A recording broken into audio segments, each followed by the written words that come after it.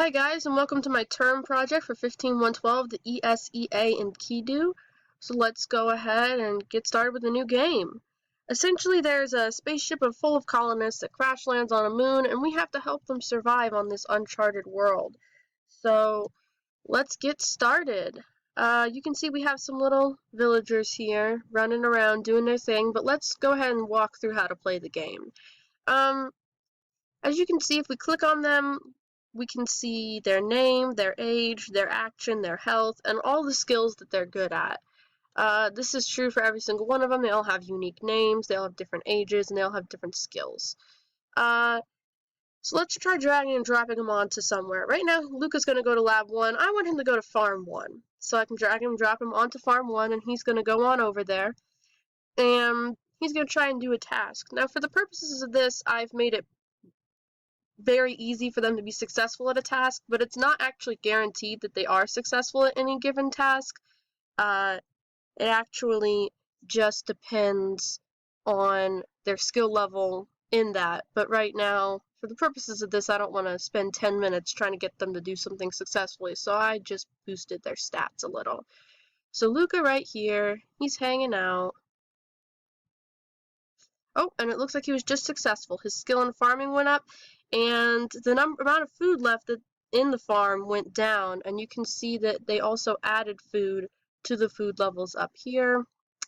So it looks like he's just decided to work at the farm again. They are actually weighted to want to do this task that they're best at. So right now he's the best at farming, so he's just going to keep on farming. Although sometimes they do pick other tasks, like Sarah right here decided to go from the lab to the statue. Right now, Carl just decided to go from the statue to the lab, and you can see right here that Kiriel decided to go from the lab to the farm. Alright, so let's go next. Again, every time they succeed, they get some experience points, they get sometimes food if they're at a farm, sometimes building progress if they're building something, which none of them are doing that right now. So let's go next. Obviously, they need food to survive. Food is important. Keep that in mind. And let's look at this. Every time they're successful at a task, they get something called EXP. And so in this game, you can use this EXP. You can press this button here and buy things. For example, right here, eat healthier. They consume less food. Let's say I want to buy that. So it subtracts it from my experience points, and I just got now they're going to eat less food. Let's try something like this. Let's say I want another lab. I'll buy that. Another farm too. Let's do that, and then we can go back to the game. Now I have two buildings here. This is the unbuilt farm, and this is the unbuilt lab. So let's say I want them to build it.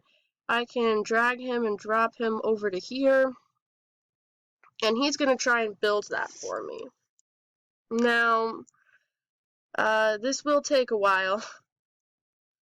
So you might, again, this is why you need the user, because if you want it to get built, you want all of them to be working on it at once. So let's see. And then again, every minute, people eat, so you can see that our food level was something like 125, and now it's 113, so it does go down every so often. And it looks like Carl was just successful here, because it looks like we now have a certain percentage of this is built. And we got some experience. That's all good. Alrighty. So that's fun. We can also unlock ruins. And so what ruins are, let's go buy a ruin. Let's buy the first one since we have enough EXP for that. And now we have a ruin here. We have a percentage unexplored. So let's drag Carl on over. And let's have him work at our ruin here. And work on exploring that. Right now it's 100% explored, but once it gets down to 0, you get one of these magic artifacts from the alien ship. And you want, not the alien ship, the alien civilization. And once you have all 3, the colonists can use those artifacts to build a beacon and get rescued. So that's essentially how you win the game. However, once you win the game, you can still keep playing the game, because otherwise it would be, why would you want to win, right? You can see he just was successful, and now we only have 90%, 97% left unexplored. And this is a fun one. Male and female villagers can have children. So let's try this out. Let's say that, let's pause it so they stop moving. Let's say I want Sarah and, oh, I don't know, Carl. Carl's a fun guy. I want Sarah and Carl to have a kid. I'll put them both over at the Love Shack, for lack of a better name. And let's see if they can have a kid. I'll press go. Whoa, look! They had a child named Eric, 0 years old. And so, let's go ahead and play this. Carl, you can go back to, I don't know, building. Sarah, you go hang out. Now let's see. It would be weird if a 0-year-old was able to, I don't know, do something, right? Like if he was able to farm. I'm not going to make a 0-year-old farm or build a farm or something like that. So let's see what happens when he goes over to the farm.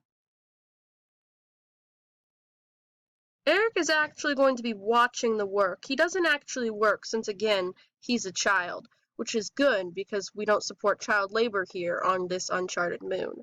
So children can't work until 16, and they also can't have children until they're 16. For example, if I tried to have Eric come on over here, and then, I don't know, Carl.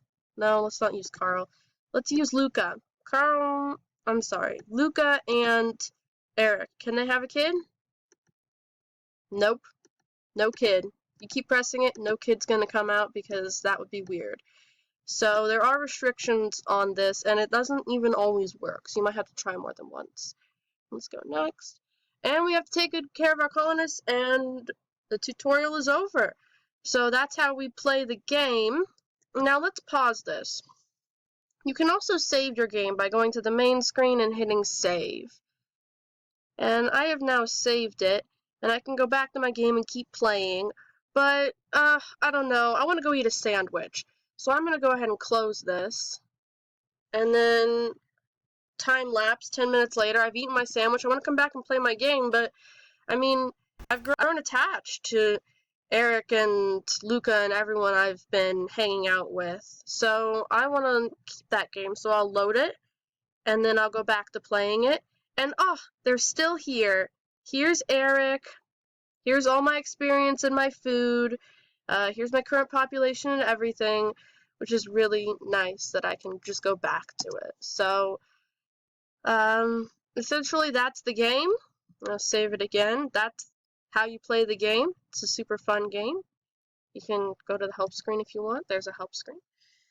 And so that just about wraps up my description of the ESEA Enkidu. So yeah, thanks for watching.